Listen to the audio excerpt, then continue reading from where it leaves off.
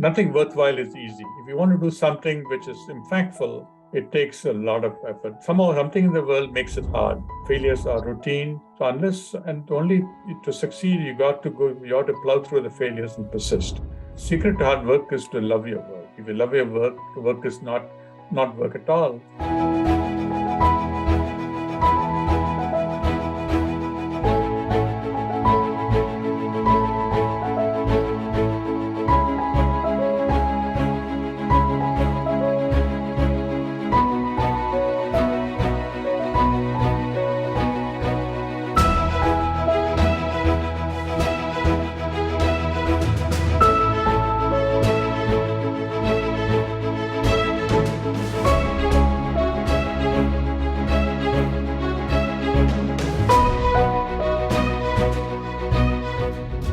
Namaste. Welcome to Agastya's Sarga Samvad, a series of dialogues with inspiring Indians.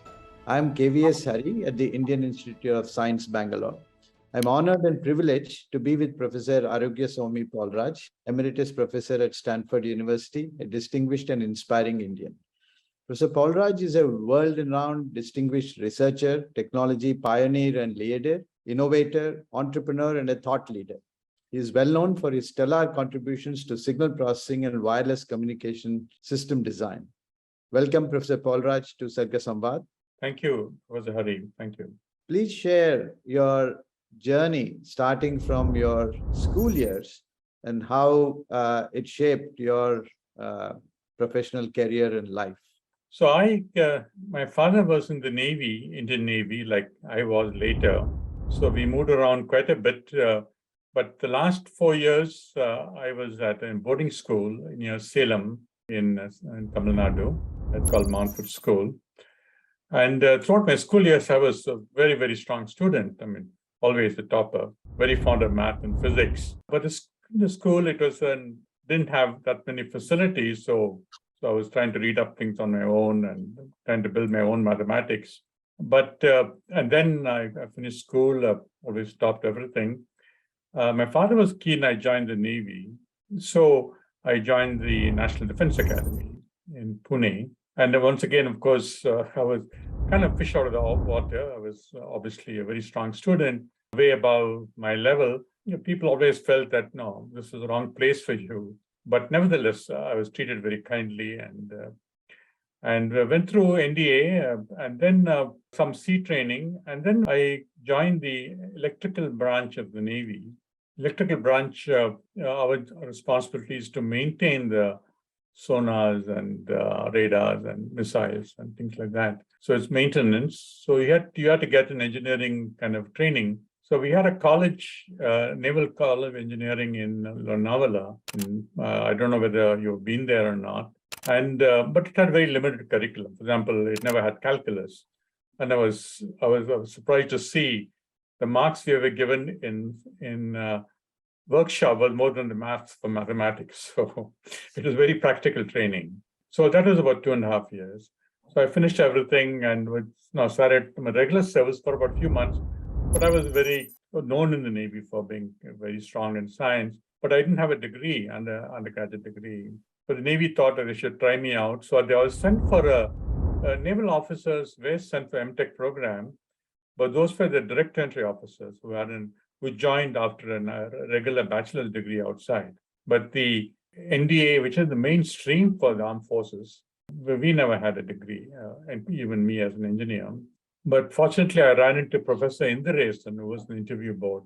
So when he saw me, he said, he must take me. So he got the IIT Delhi Senate to approve, and I joined the master's program. So, but then immediately he said, you have to switch to a PhD program because you are already above the master's level.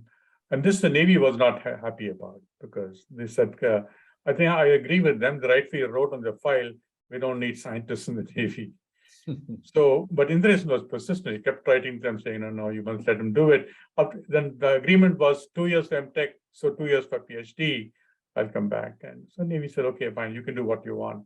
So that was, so I was a very, very strong student, very fond of math, physics. And so that finally landed up, my real exposure to universities was IIT Delhi.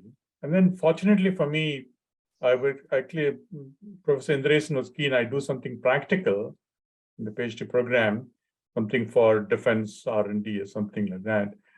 But Professor Kailath came visiting once, I think 1970, I think. I was there for 2 years, 69 September to 71 September, August. And he gave a lecture on estimation theory. So that caught my fancy. So I began to work on it.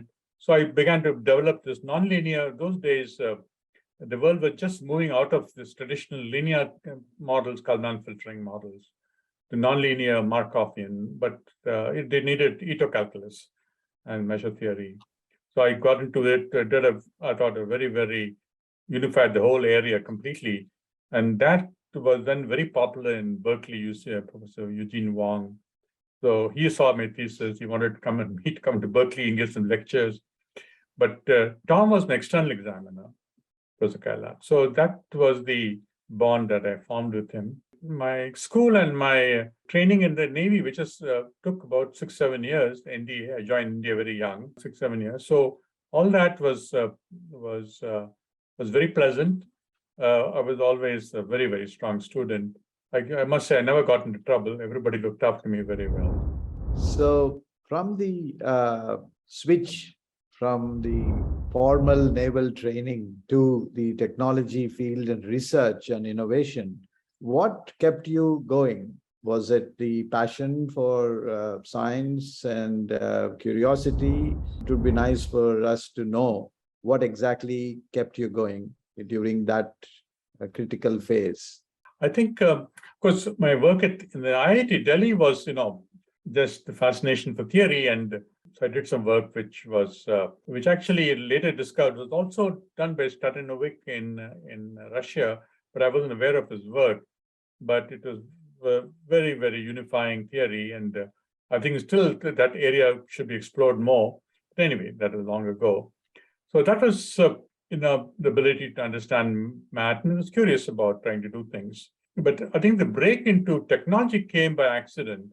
I was back in Naval Headquarters in Delhi because I had only finished 2 years. I hadn't submitted my thesis. So I managed to persuade the Navy to keep me in Delhi and not send me to sea. And then the war broke out with Pakistan in 1971. And I know the date very well, December the 7th, a Navy ship called INS Kukri was sunk by a Pakistani submarine. And of course, I was known in the Navy as some kind of math guy. So next morning, I was taken into Bombay.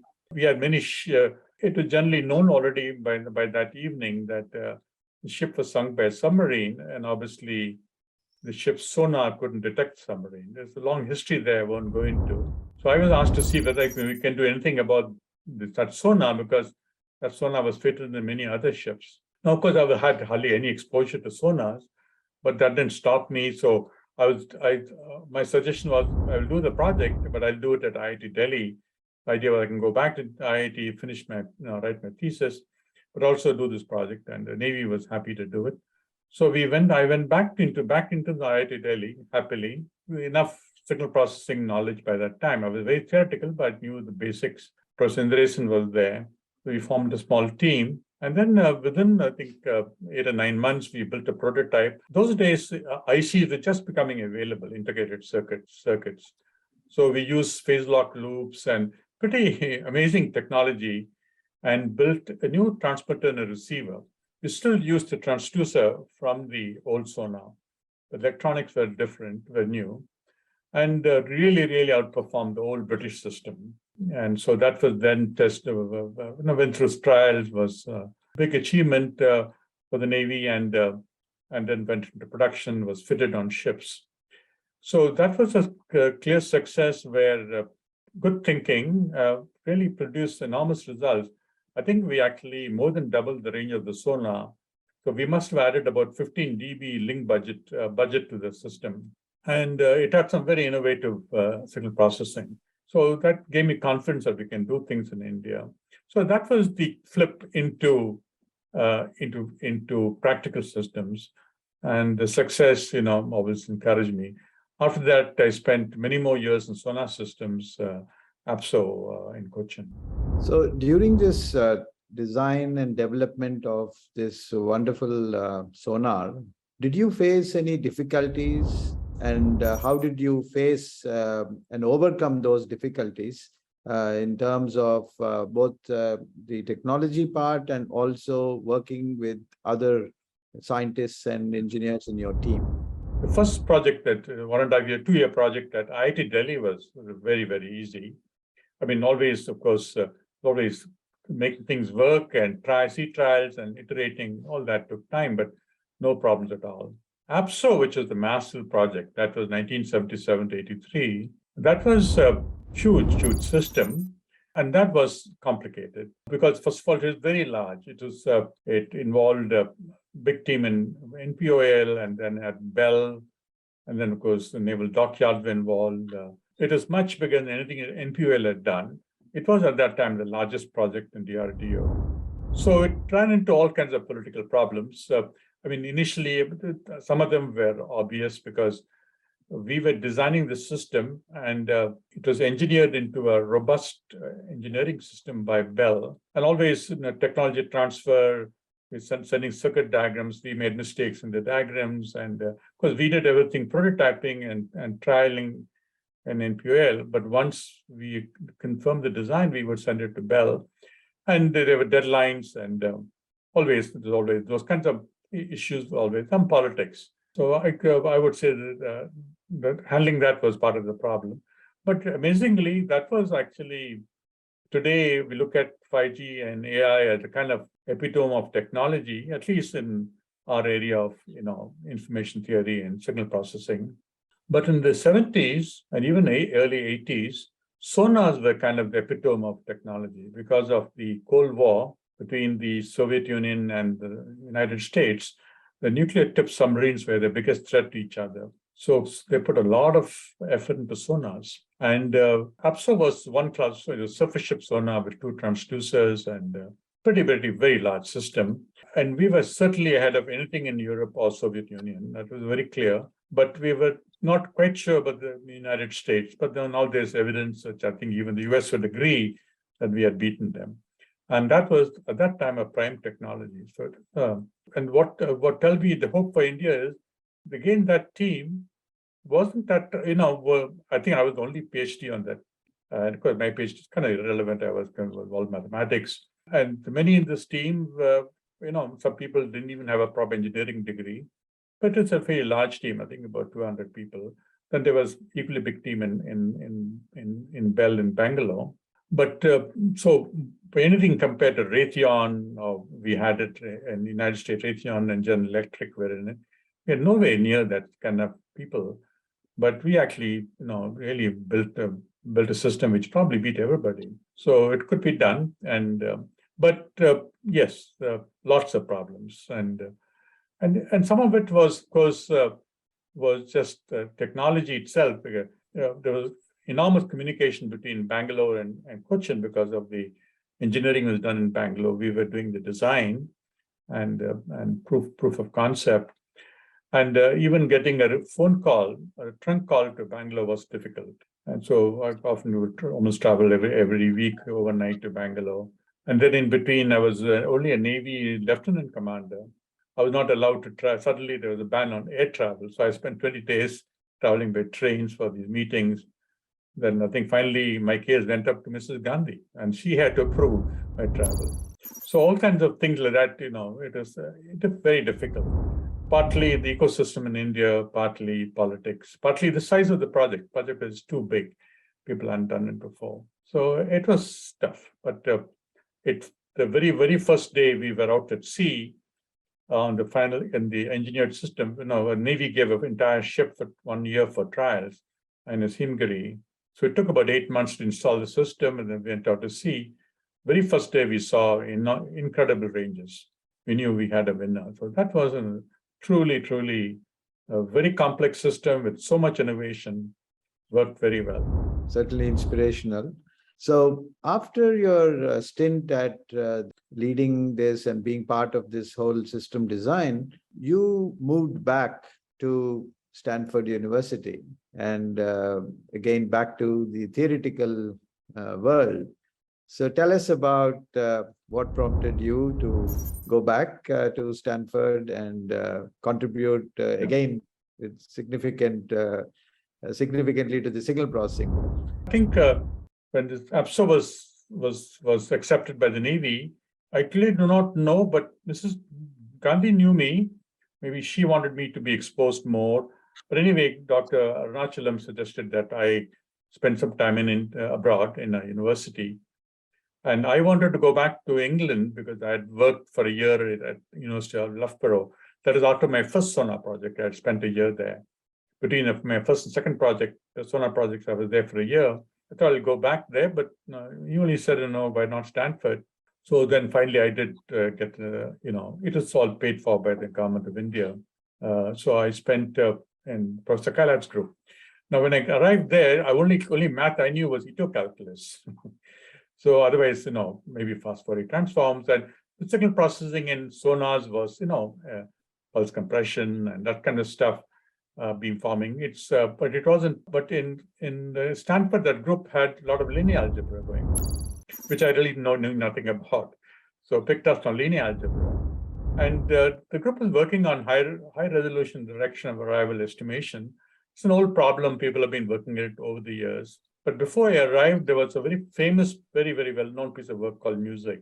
It uses some nice theory of linear algebra and manifolds, and very, very neat piece of mathematics. So I was kind of looking at that area, wrote some papers, but my mind went back to APSO. In APSO, we were trying to, of course, direction finding was a big part of the problem. But within a beam, we formed, because the system formed 36 beams and so on and so forth. But within a beam, we only assumed one target. So we only had a single target problem. And it was exploring different ways and there were different pieces of direction finding in the sonar.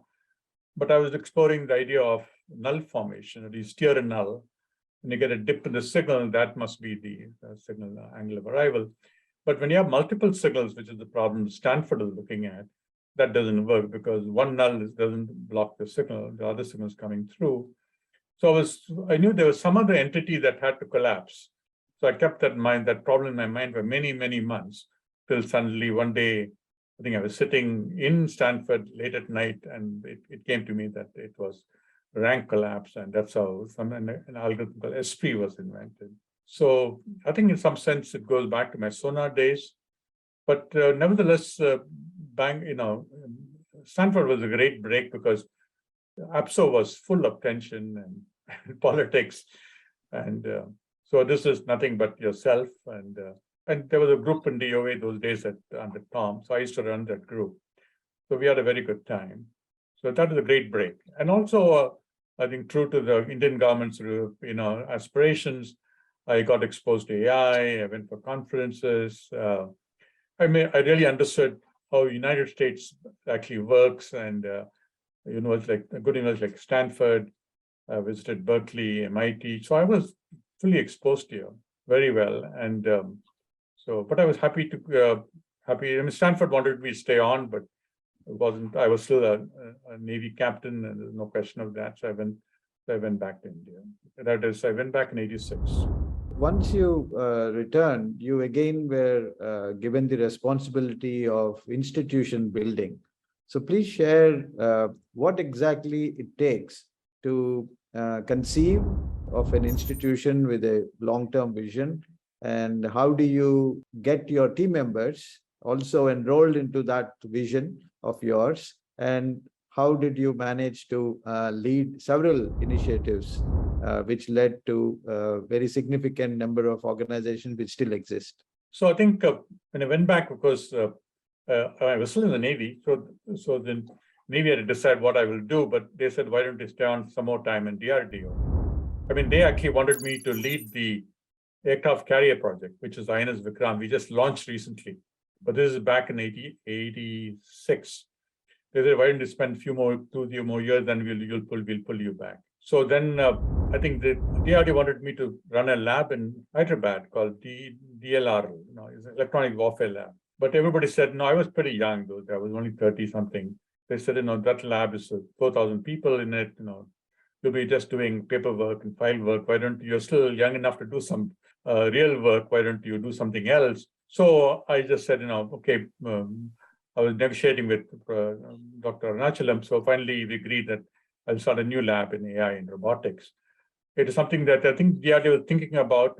Was looking at it when I was at Stanford, so I didn't know much about it. So anyway, we said we'll start it and we'll build a team around it.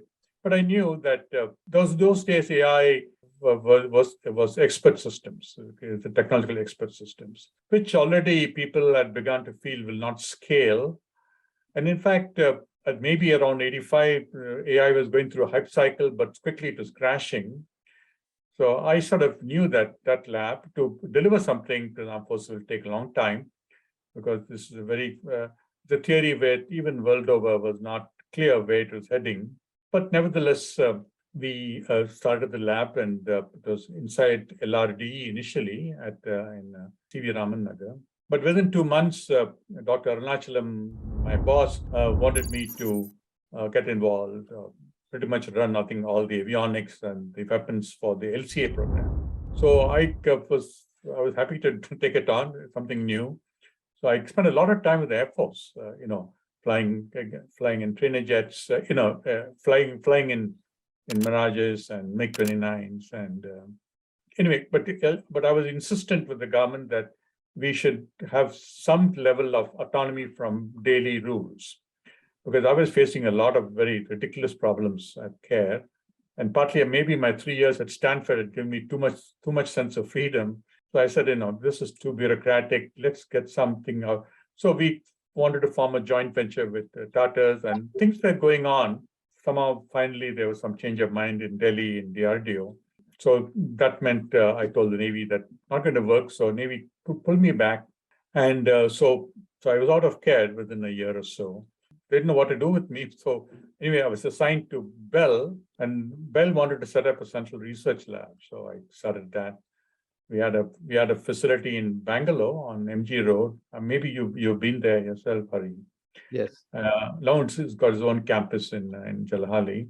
And meanwhile, Mr. Petroda was trying to form this group in high-speed computing. So he somehow heard of me, said, why don't you join that? So I actually was running 2 labs, the lab for Bell and lab for CDAC. But CDAC lab was in Bangalore. So both these conveniently were next to each other, so I could walk across. CDAC in Bangalore, we were doing all the software systems, operating systems, compilers, and all that. And so it's all development. Bell and Seattle was supposed to be a little more forward-thinking, building modems and things like that.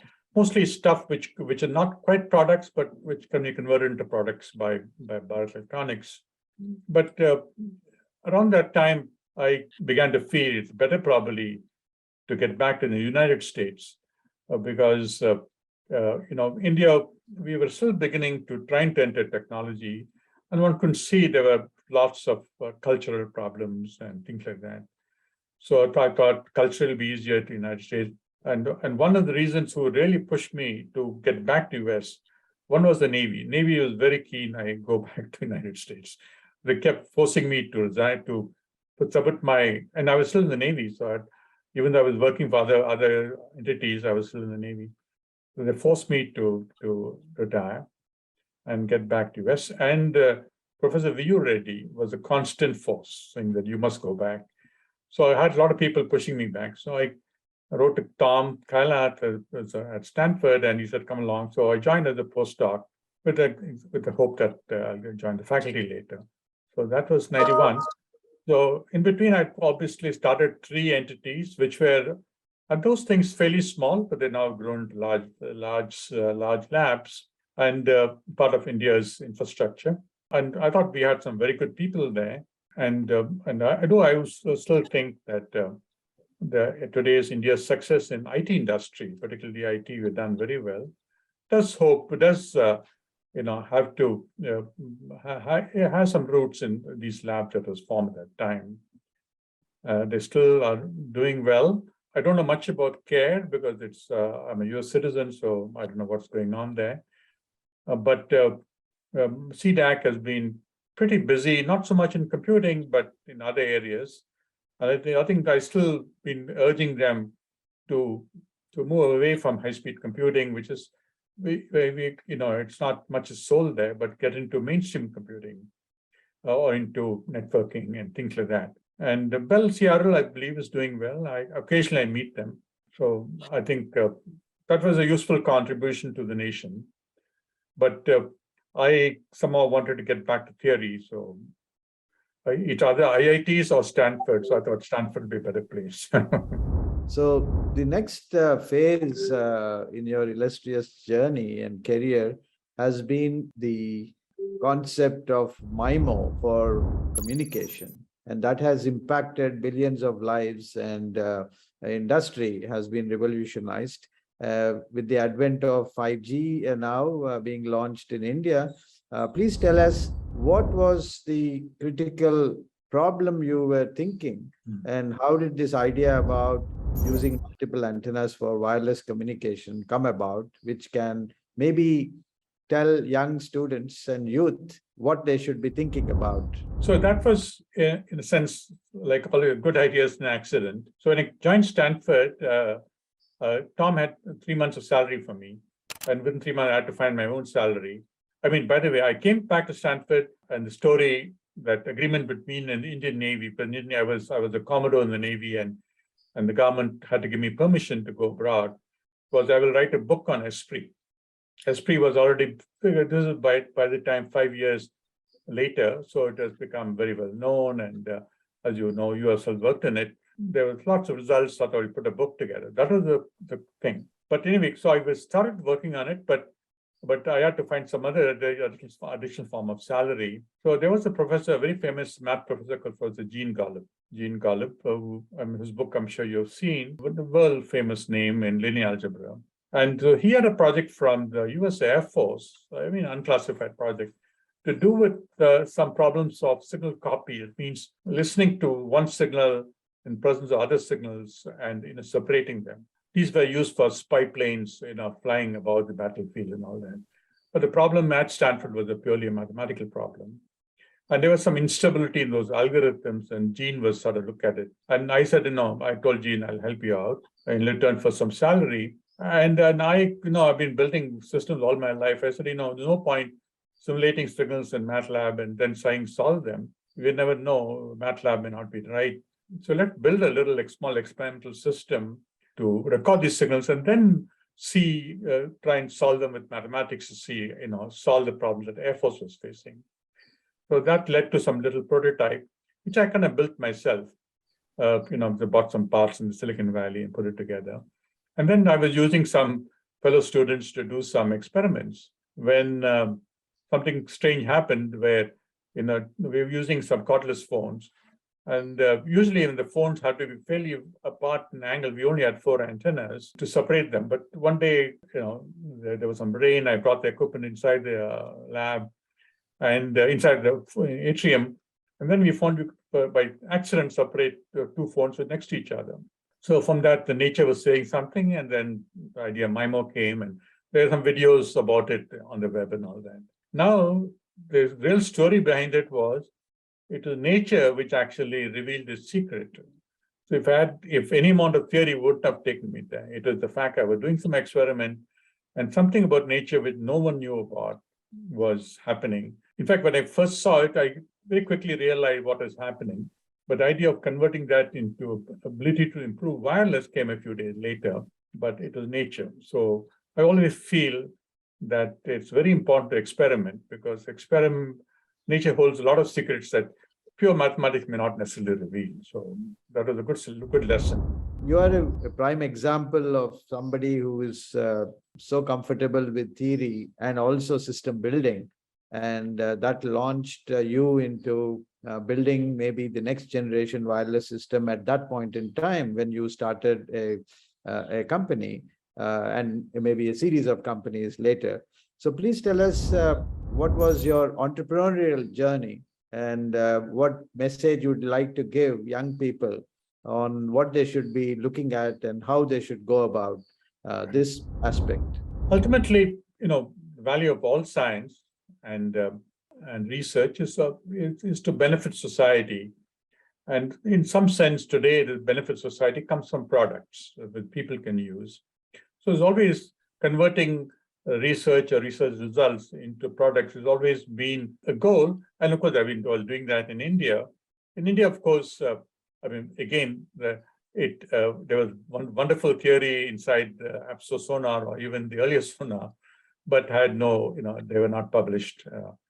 But it was converting research into products, but it was very limited. Those sonars used by the Navy, it's not a huge audience, a huge market.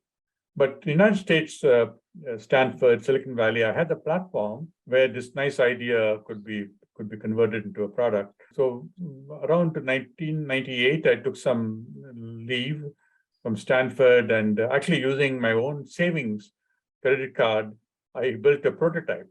I took out 2-3 students, doctoral students from my group. We built a prototype, it showed it worked, and raising venture money was easy. So the company began to grow, and you were involved with it at some point later. And we married MIMO with OFDM, and it was clear from various reasons that this was the right technology for broadband wireless. But the problem we had was difficulty was we were too early. First of all, it is almost impossible to become a global standard, to have global impact or even a national impact without being a standard. And as a small company, converting to standard was going to be difficult. But the biggest problem, which is not very well known, was the opposition from Qualcomm. The Qualcomm had a technology called CDMA, and they had an enormous amount of IP in it, and they were making a lot of money on CDMA. So despite the fact that Qualcomm was run by 2 very well-known scientists, they would never acknowledge, or they opposed MIMO very strongly. So that actually slowed down the market impact. So finally, it was difficult to make a big commercial success of IOSpan. But Intel picked up the technology and the team. And then they, of course, I think, recognized that this is the right thing to do. So they called it WiMAX, and they backed it with many billions of dollars. Not so much for technology. They probably spent $1 billion on the technology, but they spent many billions on investing in carriers around the world to create a new class of broadband wireless systems. They actually thought at that time that the cellular guys who were just doing phones will never go to broadband. So broadband and new carriers. So that's how then it finally took off. It took, therefore, in anything so fundamental, it takes time. And if I thought it would happen easy, I was wrong. Then I did another company. By that time, Intel was backing the standard. So it's easy. We became very successful commercially also. Therefore, I think my initial thing was that I've always done practical things. Let's try and build a company around this technology. But it proved to be difficult. Technology worked, as you know, and you yourself being part of it. But to convince the ecosystem was difficult. And of course, the main people we had to convince were the carriers, AT&T in those days, and I forget other carriers that long ago. But getting them to pull this was not easy. And they were told that CDMA was the better technology and so on and so forth. So there was political type problems of the different type, the more commercial type in the United States. But in the US, we could build also very, very strong teams. While in APSO was such a complex system, very, very humble amount of training. As you know, in IOSpan, we had, I don't know, maybe 50 PhDs, and so heavy lifting. But I think what I would learn from IOSpan was anything really worthwhile. It's worthwhile now because everybody in the world uses MIMO, either through Wi-Fi or 4G or 5G, and it's created the world. I think today the cellular industry in the world is all broadband. It's about $5 trillion. It's 5% of global GDP. Everything runs on MIMO. So it was a huge achievement, but it was never easy. It was full of problems. So it needed perseverance, needed patience, needed many things to try and make something of it. Of course, I was only the start. There were many, tens of thousands of engineers, researchers like you and many others in India, but bulk of them were in the United States and in China. Built these systems, and then of course large companies formed to build it. to both on infra and the handset side. So it spawned a huge industry. And I would say that somehow, if we even go back to 1995, I was sure this would happen, but I never knew how difficult it will be. And also you will see, ideas always face opposition. When I first proposed MIMO, we had filed a patent, and Stanford actually thought those days Stanford would get $10 million of patent revenue. They would say this is a big idea. They thought this is $1 billion patent. So they invited all the wireless companies to come to Stanford, and we actually held a dinner for them. And next day I presented the idea. Everybody walked away from it. Qualcomm, everyone walked away, except Motorola, who spent one more day and then they walked away. And this is what spoke them. Those days, the wireless was 4QAM, and it's called digital TDM, digital amps, 4QAM. And even 8QAM is considered to be difficult because of the phase noise and all that. And in my presentation, I said we can do 1 million QAM with, I think, 8 antennas, 4 to power 8, you get 1 million QAM easily, 1 million QAM. And I actually had something working, not digital, but the whole idea of MIMO was there in a prototype. But this guy, they said, no, this guy is completely crazy. 8 QAM is difficult, 1 million QAM is impossible. But I remember in 2014, I think when I got the Marconi Prize, we were already at 256 million QAM. So even I was, but nevertheless, I think the lessons from that MIMO journey was, nothing is easy. It's very difficult, and everything takes a lot of perseverance. And I hope I can say I was persevering, but I didn't really give up. And finally, I think I must say everything worked out. If you want to give a piece of advice to young school children and also to aspiring scientists and engineers, what would you like to say? I made a couple of points. One is, nothing worthwhile is easy. If you want to do something which is impactful, it takes a lot of effort. Somehow something in the world makes it hard. So it's always difficult. That is, you got to understand that. You want to do things easy, you cannot achieve much. Second thing I would say is that persistence is very important. I was lucky in my first projects in the Navy and here to be successful very quickly, but I realized that is not the norm. So failures are routine. So unless and only to succeed, you have to plow through the failures and persist. Almost, I would say, persistence is probably the most important factor for success. I also would say, and I think something which I learned and probably practiced was also boldness. It's we have to take risks in life. Clearly, in fact, I would certainly say that in the second APSO project was a massive undertaking, and nothing, I think, in India or nothing in DRDO would have said that was possible. But and the Navy was not keen in giving to the project. They said this is too big to do, but I somehow managed to convince them, and then the results were huge. So then even I would say to jump out of Stanford and to take risks in these companies also took risks. So risk-taking is important. Of course, it has to be moderated by everything around you, but boldness and risk-taking is necessary to do things. Another thing I would like to share is hard work. Generally, people always say, I work very hard. Maybe I do. But I think the secret to hard work is to love your work. If you love your work, work is not work at all. So it's easy to work hard at it. So I was, whatever I did in India or in the United States, I really liked. So it was easy to work hard at it. So that I think that was something which I really believe in. The other, from the mathematical inclined people, Esprit was a particular example that you're familiar with, but other things in the APSO sonar, later on also in some of the wireless technology areas, you kind of sense there is something there, but you can't put your finger on it. Sometimes you hold that problem in your mind for months and months and months, and suddenly it finally cracks. So it's sort of, I've seen that happen in my life many times. That it's not as if you flash upon a big idea suddenly.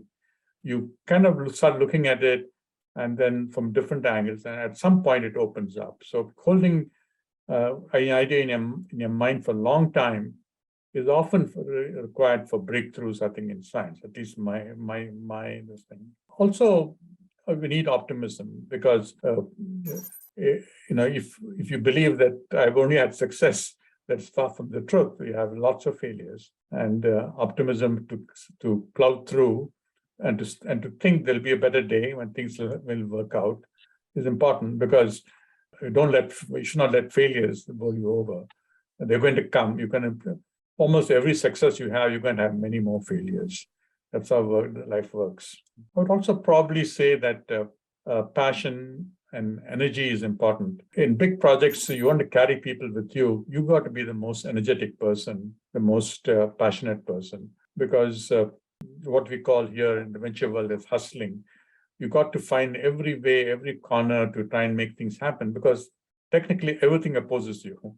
So only that energy can push things over. So passion, energy, discipline are very important to succeed, particularly in big projects. Also, probably would add that integrity is fundamental. You're dealing with ideas, you're dealing with lots of people, you're dealing with lots of money. I mean, I've raised hundreds of millions of dollars. Or in India, we were spending a lot of government public money. So you got to make sure that first of all, to protect your own reputation, because if you're taking all this on, your reputation gets damaged. That is unacceptable. And for people to follow you, they must see you as an honest person in every way, not only in every aspect of life. So integrity is fundamental. And I always say integrity is binary. Either you have it or you don't have it. So there's no half integrity in life. That's very important. So probably, I don't know, anything else to say. I also would say that often in life, it's not important to be consequential. That is, it's not, I think it's like dharma in India. You don't do things because you want to be rewarded or will be rewarded. You do things for itself and enjoy doing it for yourself. And sometimes rewards do come, sometimes may not, but that's only the side point. I think it's more important to be what I call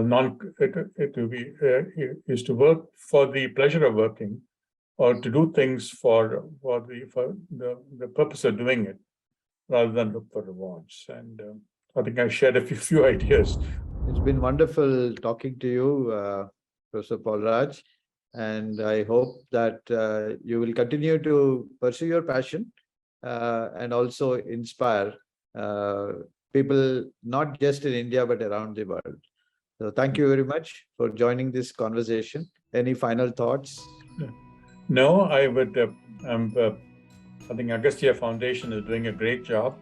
And I want to, India is a country, I often speak about India here in the United States, a country with enormous potential. And I think finally, there's a lot of momentum now in technology in our country. And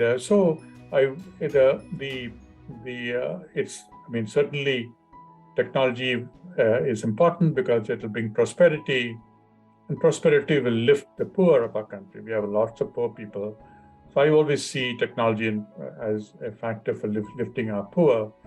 So it is the duty of all of us to contribute to building India's strengths in technology. Technology will lift our economy, and economy lift our poor. Thank you very much. Thank you.